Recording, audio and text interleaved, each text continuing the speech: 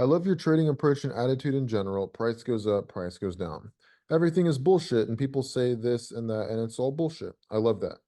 You saying that the end of the day, trading comes down to intuition is the realest shit that any of the trading gurus out there has said. However, there's some trades you've taken that I disagree with. I remember you getting stopped out of a trade after CPI data release. I remember you trying to chase the JPY price drop.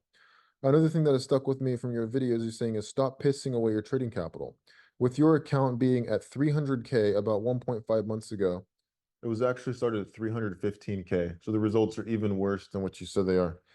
300K 1.5 months ago, it's a 170K right now.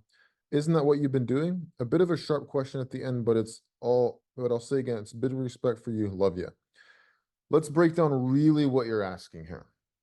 The way that this is coming across, it strikes the ear as radically diminishing of what the reality is. Because what the reality is I've been trading the exact fucking way I would normally be trading, right? I've been looking at a chart. I've been saying, I think it's going to go down or I think it's going to go up, and I'll buy and I'll sell and I'll use a risk structure. The only fuck up I've had has not been on my part. It's been the fact that I cannot manage my trades due to the margin requirements because me sizing the same size that I would normally size on an account that extremely highly leveraged does not work with the broker that I'm currently using, which has low leverage. And I'm not saying it's forex.com, but maybe, I don't know. So with that, I wasn't able to manage any of these trades normally. Had I been able to, almost all of them would have worked out, and the ones that didn't would have been manageable losses that wouldn't have wiped out a ton of the profit. I have not been able to trade normally because of the fact that since I lost my MetaTrader licenses from my previous broker a couple months ago, I had to trade on this account, right? It's what I'm stuck with. I don't have a choice. Like, unless I want to do a bunch of other shady shit or trade with ACT Trader or some other bullshit platform that I don't want to trade with, I don't have much of an option. So with all that said, essentially what you're saying, I made a quote, stop pissing away your trading capital, right? This is what I said, like, don't piss away your trading capital. And then you used an example, like you've taken some trades that, or I've taken some trades that you disagree with. I remember you getting stopped out of a trade after CPI data release and you were trying to chase the JPY pairs drop. If I had the margin available, I would have profited a fuck ton from the JPY pairs, even if it was just AUD JPY and CHF JPY, but I couldn't. I had no margin available to add. I could not get into my normal positions. They kept going up and up and up against me, as they usually do, right? On the daily chart, this was a couple candles. It took like 3 weeks for CHF JPY to drop and AUD JPY 2 weeks respectively. They ended up working. They would have been ridiculous profits. Like the past 2.5 months would have been insanity, even with losses on other pairs. But because of the fact I was not able to add or manage that in a normal way, it fucked up my trading. I was literally like me being handcuffed and being told trade normally. I just couldn't do it. So with that said, am I convinced that I was pissing away my trading capital just because I've had a losing streak? The answer is a resounding no. Now, do we look back and always see things we could have done differently? Of course, in retrospect, you're going to look back and say, I could have done this and I could have done this and I could have done this. But what matters is what you actually did and what the actual results were. We would not be having this conversation had I had a continued win streak that lasted from the end of March where it started all the way up in now. However, when you go back into my trading performance over the past few years, and I've documented this in Telegram, I've showed the account terminals, P&Ls, from the deposit line all the way to the profits and whether the account grew or blew. Whenever I'm on my win streaks, nobody has any questions like, Nick, you're breaking your strategy, or, I don't agree with your trade, or I don't do that. Everyone's quiet when there's a win streak. But when there's a losing streak, people start questioning, like, maybe the strategy doesn't work. Maybe Nick's breaking his own rules, which is funny because I don't even have any fucking trading rules, right? I look at it, I buy when I think it's going to go up, sell when I think it's going to go down. All of these are misassessments and mischaracterizations, and it's very misguided because it highlights the fact that the person is insinuating that I am doing something that is like not aligned with the strategy. Just because I take trades that you disagree with means nothing. You could disagree with a trade that I take that ends up making me a $50,000 to $100,000 profit. And you can look back and say, I disagree with that trade. I wouldn't have taken it. And that's fine. There will be trades that you take, obviously, that I disagree with. And I say, I don't know, you're buying, sure, it's in an uptrend, but it's really far to the upside. A lot of these times, these have reversions and pullback. I think it's a better idea to sell long term. We can disagree. And the funny part is, even if we disagree, we can both still make money from the same trading idea. If I sell and you buy and it goes up and then you take profit and then I add to my sell and then it drops from there, I made profit on all the sells, even though I got drawdown first, and you made profit on your buy because it initially went up. None of it matters. It's all just based on the context, and it all really just depends on your personal experience. Is there anything different that I would have done these past few months? No, not given the context I was in. The only thing I wish is that I didn't have like 1 to 20 and 1 to 30 leverage on most pairs because that has completely fucking destroyed my decisions over the course of the past 2 months. It's destroyed the execution of my trading approach. So I've corrected that by just risking smaller amounts now. So 10K per trade instead of 50K per trade. It just doesn't work with low leverage, risking 50 to 100K per trade on a 300K account, which is where I started at. The account is down from 315K deposit to 170K right now. That's like 100 and what, 50, 130, 145. It's like 150K loss. I made 180K whenever I started this group with the first win streak.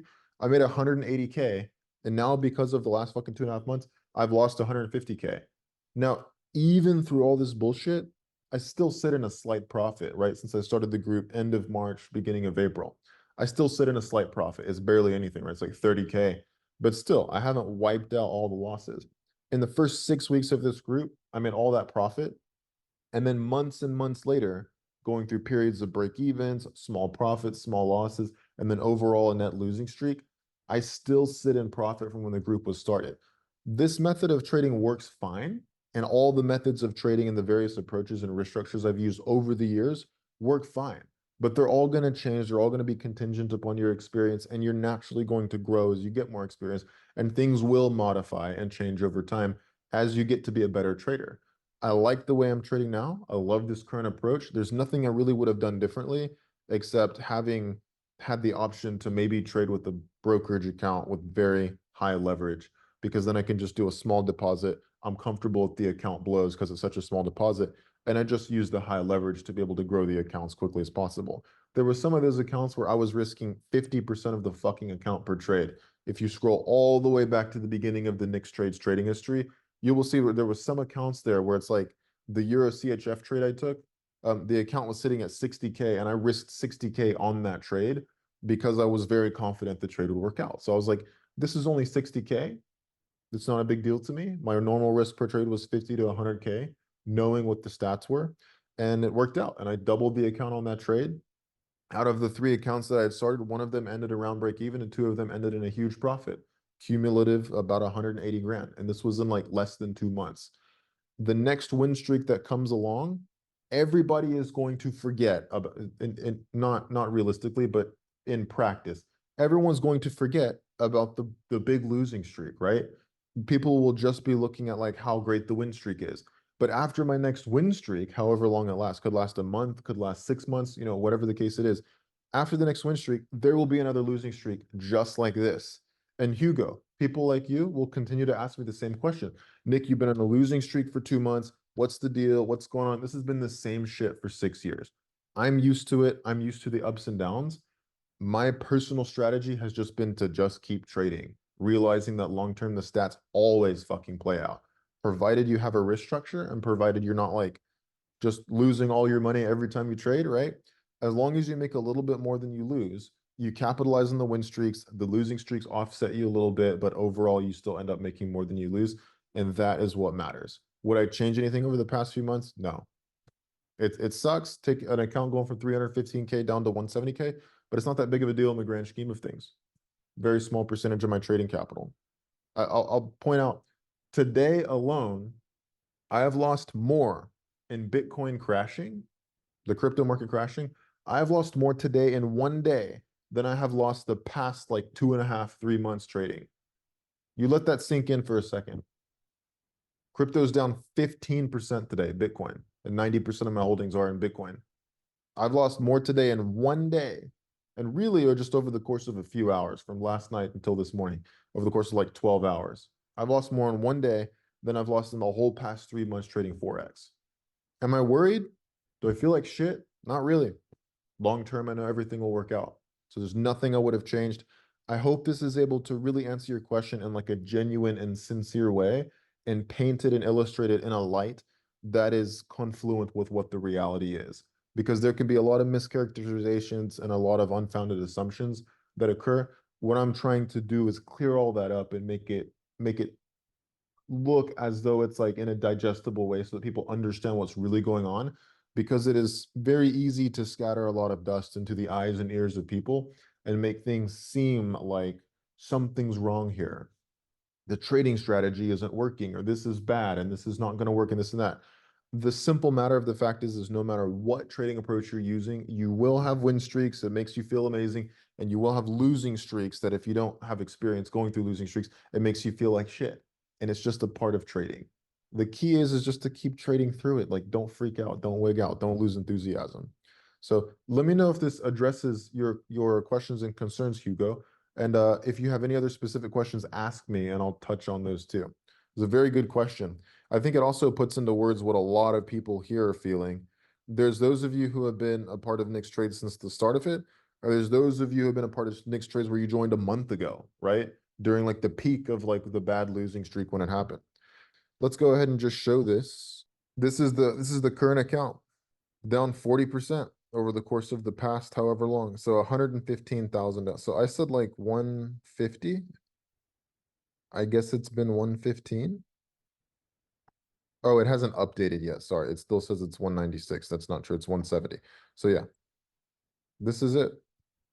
Here, let me see the monthly thing. The first month I started this account in May after I got my licenses suspended for MetaTrader for my previous broker.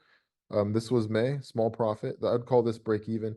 7% down, I would call that break even, but this is really what took up most of it. It was last month, July. Like if I profit 7% on an account in a month with the kind of risk I'm doing, that's not really a profit if I make 7 to 10%. It's technically a profit, but if it's up or down less than 10%, it's not that big of a deal since I'm risking so much of the account per trade when I was doing 50K risk. This was really the hit right here, 30%. That was really the hit. So that's it. These are the results.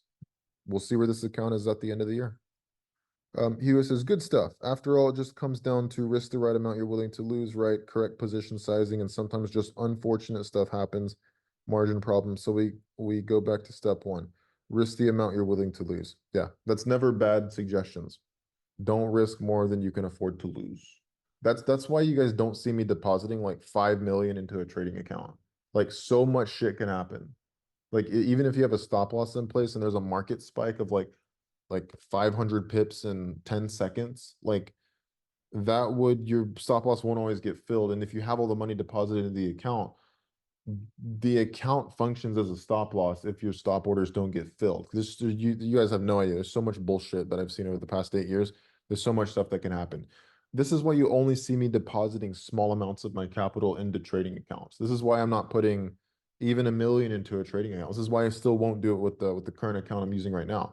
I might keep like 500K so that way I could probably risk like 20K, 25K safely per trade and not run out of margin to be able to manage it in the normal way I would have. But for now, I put it down to just 10K risk to just make sure there's a proof of concept for the next few weeks of doing it this way. Provided that works, I'll probably deposit a little bit more into it, put like 500K in the account and just trade with that. But you should never, in my opinion, people say don't risk more than you can afford to lose. I take that a step further and say, don't deposit more into the fucking account than you can afford to lose. Because you know that worst case scenario, if something insane out of your control happens, your account functions as a stop loss. Like the worst case scenario is that you lose everything in the account. If you have $10,000 to trade with and you only want to work and you only want to risk 10% of that, which is 1,000, don't deposit 10K, deposit just 1K into the account. Because then if you blow that account, right, and it's not like you're going to be risking the whole account per trade, you're probably going to be risking 1%, 5%, 10%, whatever of the account per trade. If you blow that account, that's 1K. You still have 90% of your trading capital, right? That's the way I've done it for a long time. I've always split up my money, at least since 2019. I've split up all my money into multiple different brokerage accounts once I started accumulating more capital. And it's worked really well for me because then even when you have like bad losing streaks or whatever, you blow accounts, that's a small percentage of your capital.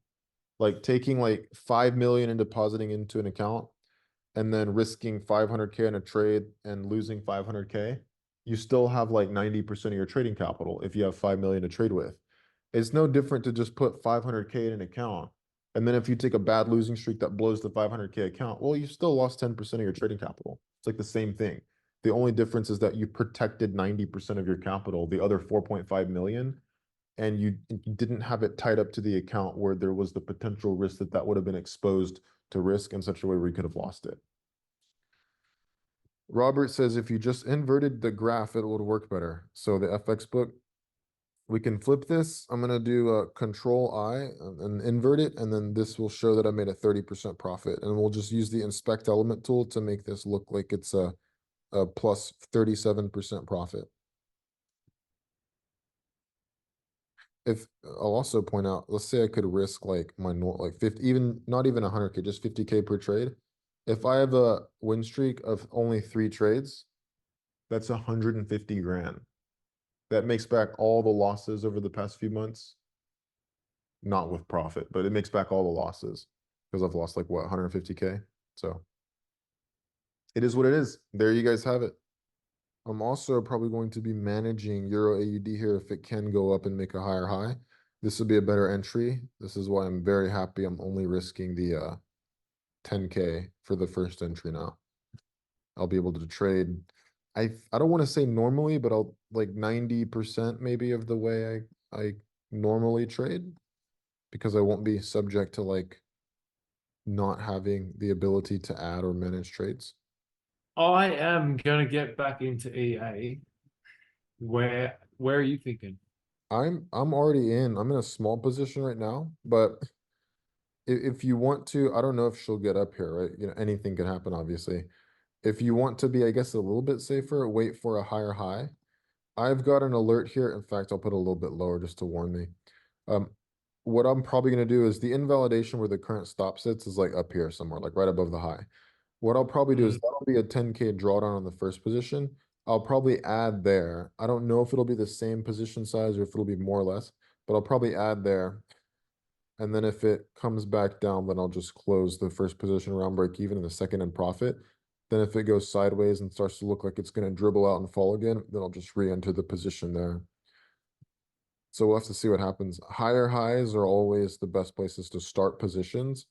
If you're going to be starting your position before a higher high or after it's already occurred, then it's best to size smaller to account for the fact that it could go up and either touch the previous high or make a higher high. 3 months of total profitability. Nuts, man. You've done it. You're starting to do it. You're continuing to go forward. Thank you. And what you've shown before in the video is what is my head wrapped around next. So how to get money out of trading, how to get it into my bank account and not cheating the taxman. Exactly, man. You got to pay your taxes. The tax man will come to ding you. And ding is putting it very nicely. Um, now, of course, if you just want to withdraw the funds, you just let me know. I'll send you a crypto address, and more than happy to help you with that. Yeah, of course, we do it like this. Yeah. What else? But this is a question. It's really a question how to do it if you have a company and you have a 9 to 5 in addition to this. So it's not that easy because you get taxed even in Switzerland really heavy on that.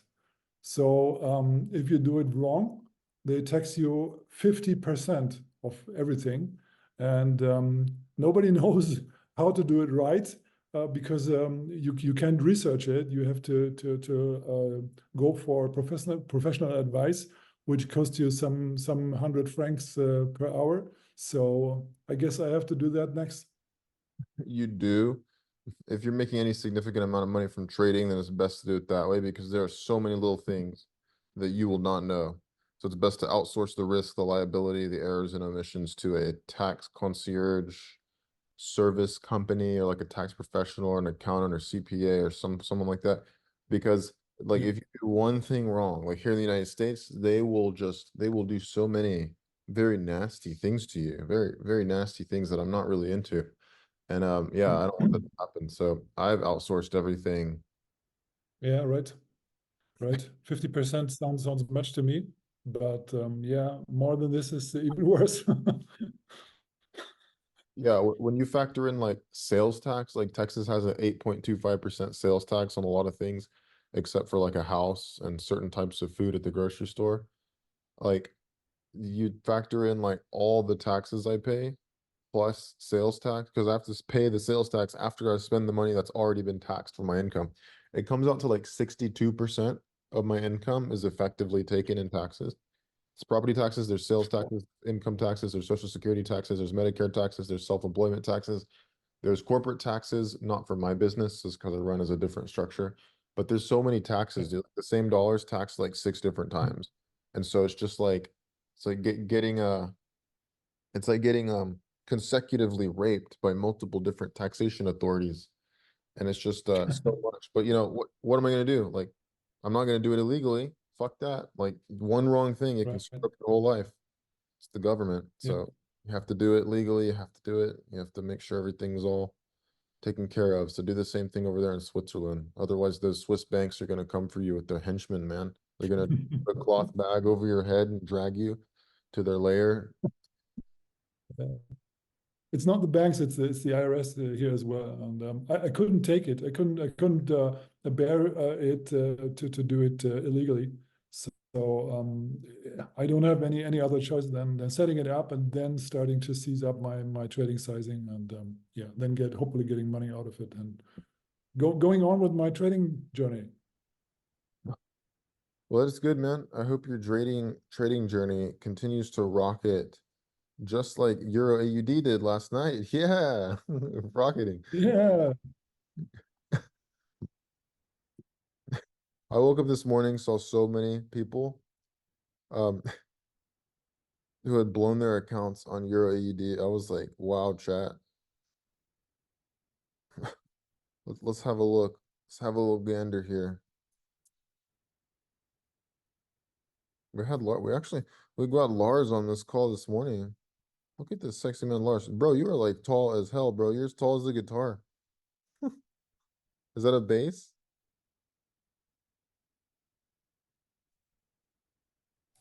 I think, yeah, it's a double bass. Double bass. Bro, my bro is double cool. Yeah, thank you for letting me into the close friends. So I'm really new. So welcome to all.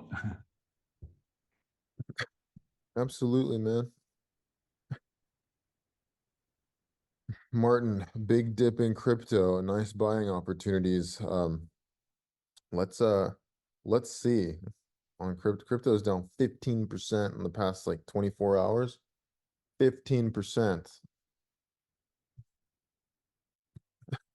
I believe it is amazing buying. Like it knocked out the low. Like it doesn't get much better than this for buying opportunities. Let's see. EA ran up like crazy, like a crypto token. Considering my short. The joys of a small account. I've got margin called Ian. Alexi, I got margin called to the end of his 6-month account. Josh got margin called for 200 freaking grand. Um, but he doesn't care, obviously, 200K. That's like small little play money for Josh. Vito blew his account. Nicholas, are you still alive? Did you blow your account? What? No, you didn't. What happened? No, I didn't. I didn't blow my account this time. I was only in Euro USD for a swing trade, and Euro USD went up, so I sold again as I was short on it. And yeah, let's see what happens. But the remainder of my trading is intraday, so I don't care that much. I think there's every now and then there is a 10% retracement on the markets, and this is what we have seen right now. If it's not continuing to go down. So I don't think chart-wise it's that big deal. But of course, losing money is not so nice. I'm with you, my friend. I do not think these are that big of a deal. Shit like this happens normally. Like, I have taken 4 consecutive stop outs on this shit. Look at the terminal. This is the terminal on the 4-hour chart. I shorted up here, small loss. I shorted here, small loss. Shorted here, small loss. This was a little bit bigger of a lot. It was like, but it was like 25K, so it was still managed. And then like last night again, I lost like 15K on specifically Euro AUD, and then another 10K on CAD JPY. So still a managed loss 25K. My account currently sits at 170K right now. So I've prevented from blowing the account by all this management. Had I entered sells here and just fucking held, this account would have been blown. Like it would have been bad had I just added and never had a risk structure. The fact that I do all these little things like getting in, getting out, scaling in, scaling out, sizing properly, sizing smaller, waiting to add, adding if I think it should be a good add, and then reducing the position size, closing whenever I think I should close early. This has even through 4 back-to-back losing streaks. I think I've lost like 50K on Euro AUD last month alone, and I'm down like over 100 grand past 30 days cumulative P&L. But it's prevented from blowing the account. The account is still survived, right? And I haven't wiped out all the profits from March, April, or May. It sucks whenever you get into shit where it just back to back to back goes one direction, but there's like nothing you can do unless you just change your strategy every single month.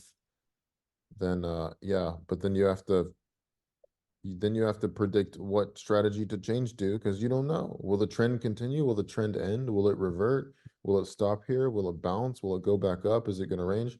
You just never fucking know. So risk control is one. It's good you didn't blow your account, Nicholas. You that was pretty good, man. A virtual pat on the I'm a back. friend of a security hedge from time to time.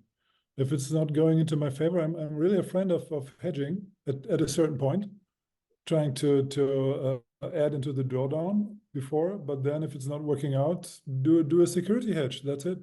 So that's what I learned of my 2 account blows in June. So I hope it never happens again. Well, we will see what happens, man. Never say never. Perhaps the rest of this year will be a hard year. Perhaps it will all of a sudden turn around and be an amazing year. Like that's what happened during COVID. Pandemic, right? Everything crashed the beginning of March. Everyone was freaking out, and then 2020 turned into like one of the best performing years for the S&P in history. So you never really know what can happen. Like all that matters is controlling risk and limiting the downside so that way the downside doesn't wipe out all the potential upside. The question is, what were your biggest struggles all of your trading time of you went through all the years mentally, and yeah, maybe Yeah, there's like a million. I'll put the thing at the top that's the most glaring. That is uncertainty. That was the scariest part. That scared me for like over 2.5 years after I was already profitable. Like I was in a position where after I'd already been profitable, right? I had been consistently making money every year for like 2 years, a little over, it's like 2.5 years. I was still worried and questioning whether or not I was actually profitable because I would have months where I'd make a ton of money, then I'd have months where I'd lose a ton of money, and then I go through like a 4 month win streak, and then I go through like a 2 month losing streak. And the 4 month win streak, they would fly by, but then the 2 month losing streak would be painful and feel like it's taking forever. And then I would start questioning reality. I would have major imposter syndrome, like, holy shit, like I'm losing money right now, and I haven't made any money, and it's been 2 months. The strategy doesn't work. I'm a failed trader. This is not working. And this is like 2 years after I'd already been consistently profitable and made money the previous 2 years, P&L total. And that was the weirdest part, just the uncertainty. What I learned towards the end of 2020, maybe like midway through the year and then later into the year, I learned I was like, you know what? I've somehow made money for almost 3 years in a row. Like I'm probably profitable long term. There's just always going to be uncertainty. And I began to accept, and I for sure 100% accepted it by the end of the year 2020, that I will never be able to predict when the win streaks come along and when the losing streaks come along. So it helped me get through that uncertainty is just accepting like the only certainty is that there will be uncertainty. Sort of like people say like the only constant is change. Like there's always going to be ups and downs. There's going to be this and that. There's going to be roller coaster rides of trading where you do amazing sometimes and you lose money sometimes, and it's all just fucked up. Like you can have 1, 2, 3, 4, 5 months of negative P&L throughout the year. Trader Tom, one of the best traders who publicly trades until he stopped a couple weeks ago, he went through like over a 6 month long losing streak last year. This guy makes fuck tons of money trading. He went through like half a year of a losing streak and then still had a profitable year. Like it's just insanity, right? That uncertainty is what almost murdered me multiple times. Like it almost made me like lose touch with like everything I had done. It makes you question whether or not the way you're trading is going to work long term. Then it's even worse when you start seeing other people, like if you got friends or family or other traders or or other group chats that you're in where people start telling you like, "Hey, your strategy sucks, Lars. You're stupid. You're trading with the trend. The trend is always going to end, and the markets are ranging right now. So you shouldn't be trend trading. You should be trading the range. Like, stop trying to trade the breakouts. Then if you trade the reversals and the ranges, then people will tell you, "Oh, no, no, Lars, you got to trade with the trend." And so then you start getting fucking confused. If you just back up and you realize like everything works. There is no shrine to worship where everything is always going to be butterflies and roses and rainbows and it's always going to be beautiful. The uncertainty will always be there. So instead of being scared and instead of running away from it and instead of trying to limit that, I just fucking accept. I'm like, I'm gonna do whatever the fuck I want to do. I'm just gonna control risk. I'm gonna take trades that I think make sense. And I just accept I'm gonna have amazing periods of performance for trading. And then I'm gonna have shitty performances in trading. And that's just always gonna happen. That is the only way I get through it. Every year to date, I've made money. Some years I've made a lot of money. Some years I've made relatively small amounts of money compared to my good years. 2022 was my best year of trading ever. I had every month was a profitable month in 2022, which sounds ridiculous to say because that has never happened ever in the past 8 years of my trading, except for 2022. 2023 last year was one of my shittiest years of trading, right? How do you predict shit like this? You can't. All you have to do is just continue controlling risk so that long term you end up making a little more than you lose. But going through that uncertainty is painful. It hurts. It feels weird. You start questioning everything. It makes you literally question your entire existence as a trader and whether or not what you're doing is actually working long term. And the win streaks always feel more excruciating and longer in duration than the win streaks. Even if you have a 6 month win streak, you go through a 2 month losing streak and it feels like shit. So that would be at the top of my list of the biggest struggles in trading, which is uncertainty. And the way that I was able to solve it by just accepting that it's always going to be there. And I don't get too happy and triumphant during my win streaks, nor do I get too scornful in my misfortune during losing streaks. It just is what it is. I just keep fucking going and I don't cry about it. Barely anyone will ever be able to do this. So take it from me. If you're able to accept the uncertainty and continue through losing streaks without loss of enthusiasm, you, not just you, Lars, but anyone else in this call, you are already set up past the threshold of what the average trader is, because the average trader starts kicking and screaming and crying and bitching and complaining and feeling like shit and horrible whenever they get on a losing streak. Even if the losing streak is like 2 weeks, you trade 2 months, 3 months, 4 months of a losing streak. It'll fuck with you psychologically if you're not prepared for it. If you accept that that's just gonna happen at some point, then you never get too worried. You just continue trading and continue controlling risk. Then you randomly get a win streak where you make back everything and more. And then you're wondering why you were even worried in the first place when you look back in retrospect. So accept it, accept the uncertainty. What's your response to all this? That sounds really good. Yeah. Thank you. A lot, man. Yeah, I I was in the German index and yeah, I was this time a bit as maybe what Nicholas also said. I was too sure about that it will bounce up again, and yeah, it did not, and it just fell down. And I first had the safety hedge, and then I removed it to yeah, and then it just crashed, and yeah, but I learned from it. That is literally insane, dude. Down almost 8% from the highs. Yeah, and I had like yeah, I used a bit on the daily the Fibonacci, and it was around the 60 and just dipped one time, and then it all went up at the 61%. And this time it went again there, and I was so sure it would bounce again. And yeah, at the beginning it looked like, but then afterwards, yeah, it just crashed down. I think it was just minutes before I just removed the safety hedge. It was close before the US session starting, and then it just fell down. Yep, things like this will happen. Yeah. Fibonacci is really tough to use, in my opinion, because you're always presented with where do you start either the Yeah. retracement from or the extension from, whether you're using the extension or the retracement. So it's like, what about this right here? Where do you start? Do you start it from that? Then do you do it up here and then it pull back to 50? Or for that next leg up, do you start it from there or do you start it from here? And then it goes up to the high and then it pulls back to 50, 61, 8. And then if it didn't make a new high, do you update it and start it up here? Or do you keep it there and then you buy again at 61, 8? And then if it goes down here, then you're like, oh, maybe I should have started it there. So now look, now it's like at the 50 and 61, 8 where you would have bought, and maybe that's in drawdown right now. Or maybe you started down here and now it's almost to 50, so it's almost a good entry. It's just so much shit, dude. Like it's just so much, in my opinion.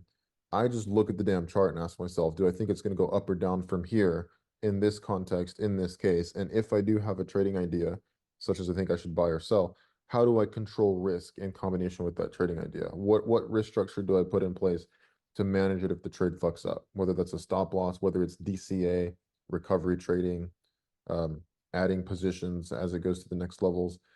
Using Fibonacci is a very difficult thing to do from what I've seen in trading. But again, to each their own. You can still be profitable doing a number of things. I just think it adds needless complexity, and I don't think it gives a lot of extra benefit or predictive power unless it's used with discretion.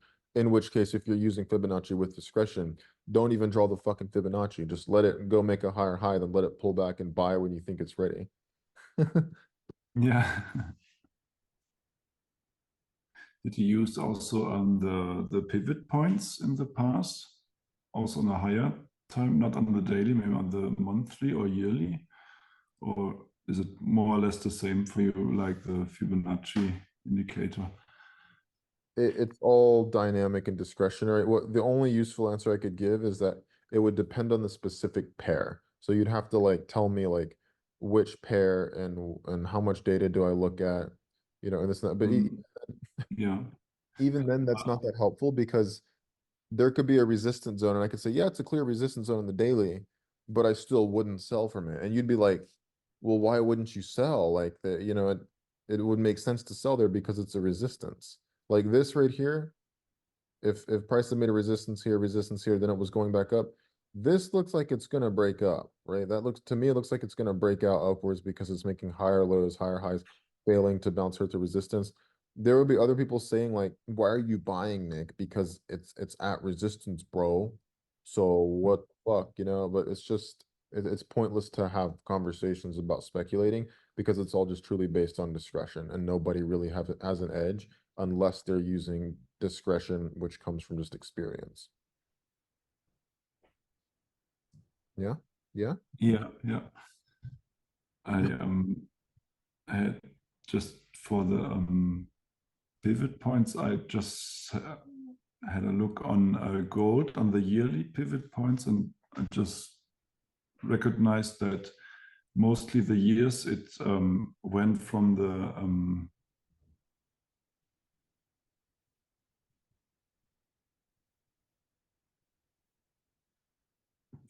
from the pivot point to the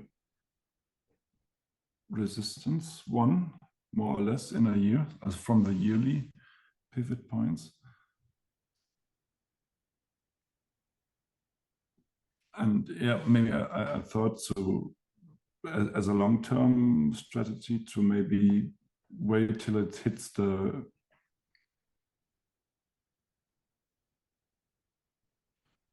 yearly pivot point, and then to just to get in when it's All right. crossed it to the R1. Yeah, you see, what you're trying to do is you're trying to insert trading criteria to be able to help make your trading decisions. It's just that becomes a very difficult pain in the ass thing to do to replicate and duplicate because of the subjectivity involved with trying to discern what constitutes a trading signal that aligns with your quote criteria and what doesn't. And so again, all you're doing is you're saying, I have this concept of pivot points, and then if price gets there in the yearly and the long-term thesis plays out, then I should buy here and this and that. All you're doing is just you're using all this reasoning and explanations, in my opinion, mental gymnastics, to then get to the point of saying, so then I think I should buy, or so then I think I should sell. Like, right, it's just like me, I look at a chart and I'm like, it looks like it's gonna go up to me.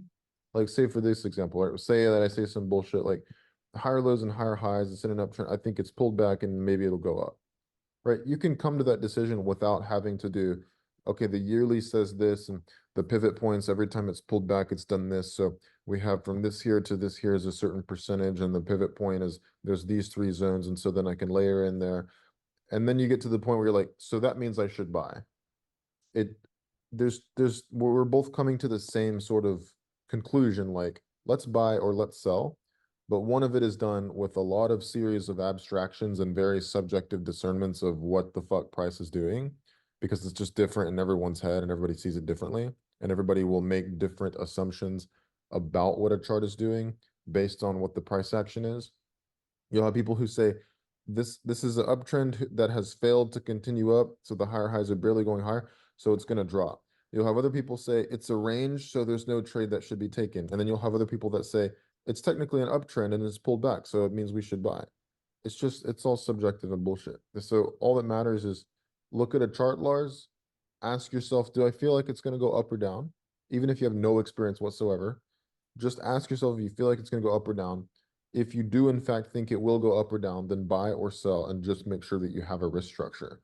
All the rest of the economic news events and fundamentals and pivot points and moving averages and Fibonacci and all this bullshit, there is no predictive edge in any of that without your discretion. And since you're going to have to use discretion anyway, it's best to just start there without adding in all the other bullshit and trying to justify it when it is truly, in fact, just mental gymnastics. It's just you convincing yourself and telling yourself this story and this narrative that all of this stuff has some sort of predictive power when it in fact doesn't, any more than like 50-50, and in some cases even worse. Oh yeah, thank you. A lot, man. It's a lot to unpack. Saves a lot of time of research. Yeah, people spend a fucking week or two going like research the oil reserves, and because oil is doing this, the oil chart for WTI crude oil, it means that the US is gonna place sanctions on Russia and the price will go up and all this stuff. And then they buy, and then it ends up dropping and hits their stop loss, and they're like, oh shit, that was a whole week of analysis and it was just like 50-50. Discretion is the only thing that makes anything profitable in manual trading. That is why I just don't even bother with putting in criteria or rules. I literally just buy or sell whenever I think it's going to go up or down. I'm right sometimes, I'm wrong sometimes. I have periods of win streaks, I have periods of losing streaks, but doing it that way has worked exceptionally well for me for years, and I have no intention of changing it. But again, everything works. So, do whatever your experience suggests works. You'll be fine. We have Shoya Prakash. For the new risk structure, $10,000 entry, what's your max risk range per trade? Haven't decided yet. I know it's 10K for the first entry. And then if it goes against me, that gives me more spots to add. So you're sort of asking what is like the maximum threshold of risk I will assume per trade. I don't know yet. It kind of just depends on how much available margin I have. Like, for example, last night I still had over $100,000 of margin on that account. The account right now, let's see, only 5 lots on EA. I've only used up 16K of margin, right? So I've got $150,000 of margin more that I could use. Should probably put more in this account to be able to do that. I'll probably do that in a few weeks. So in max risk range, like say, for example, if this goes up here to the 10K invalidation, I probably won't actually let that hit stop loss or let it like stop out. What I'll probably do is say, okay, it's getting close to the threshold for this first trade's risk of 10K. I'll probably be adding another position up there. Will it be the same size? Will it be a more lightly sized position, like maybe 2.5 lots instead of 5? Will it be more? Will it be 7.5 or 10 lots?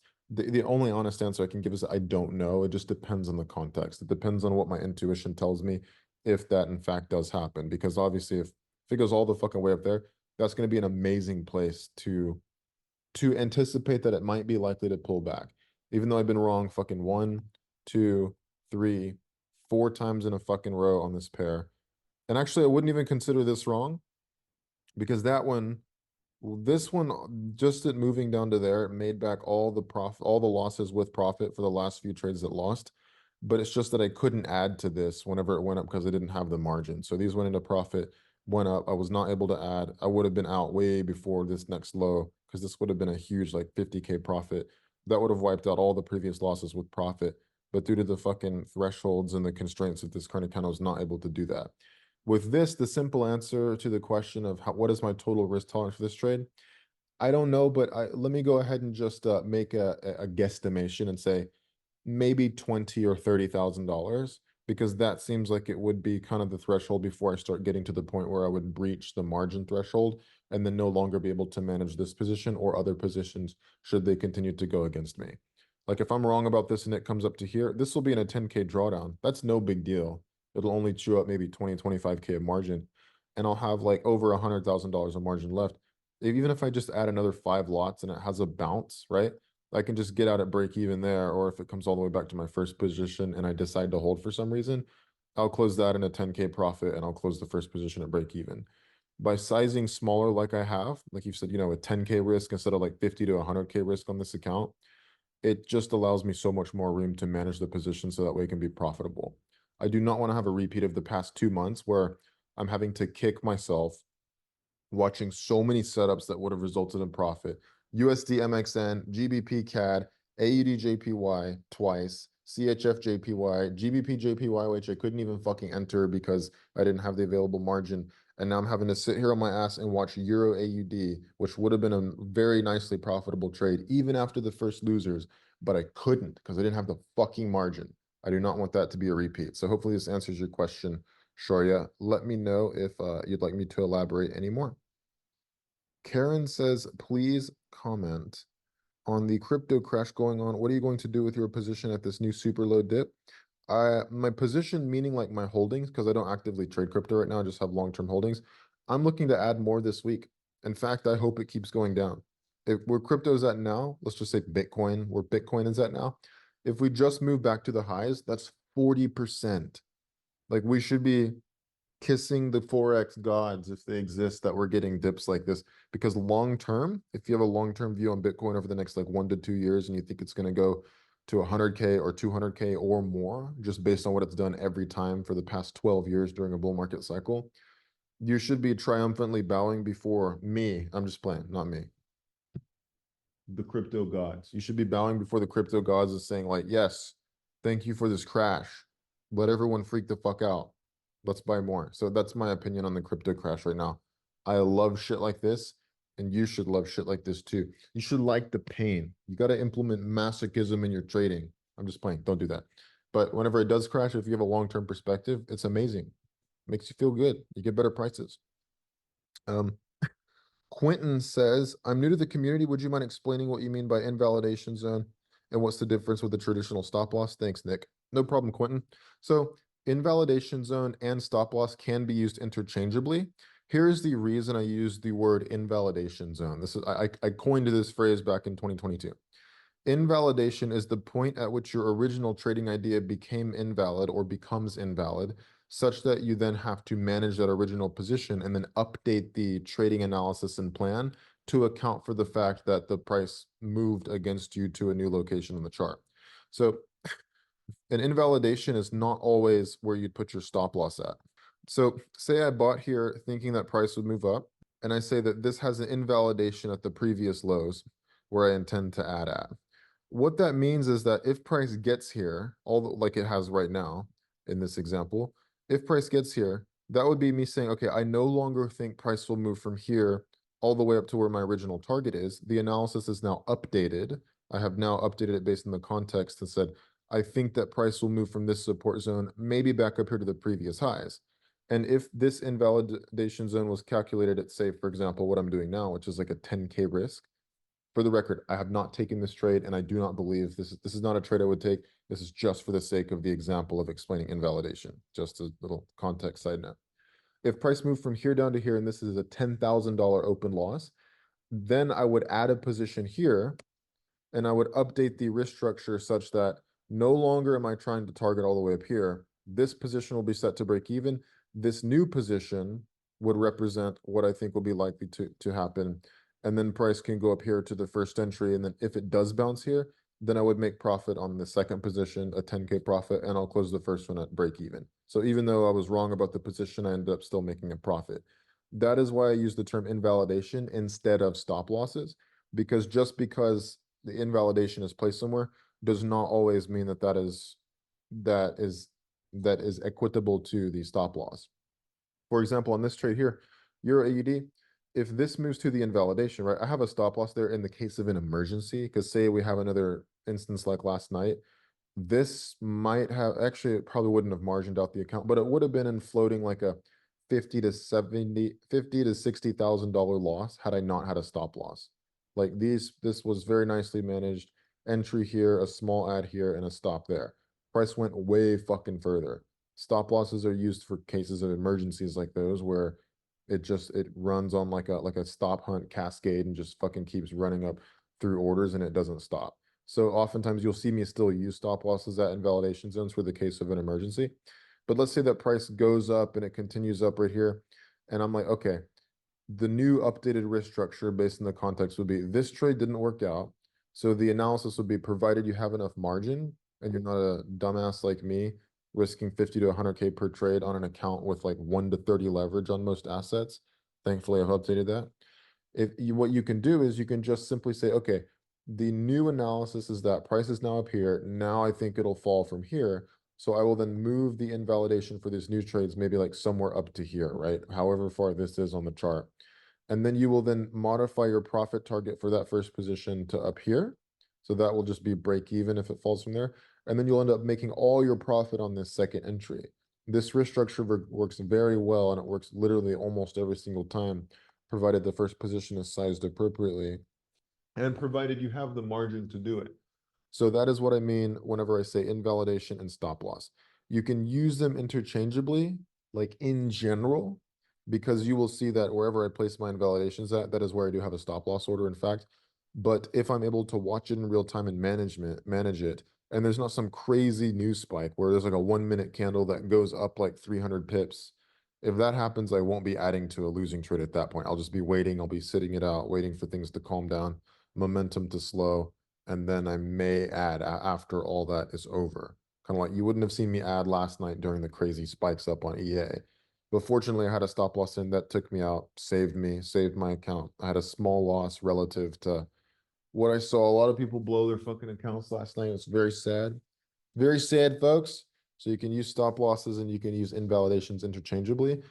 The reason I call it invalidation is simply just because it's not always the place where I will get stopped out at. And it was confusing when I was teaching this back in 2022 for me to say, yeah, the zone where you put the stop loss, I was like, that doesn't make sense because I'm not using stop losses. I was using hedging and dollar cost averaging as the risk structure.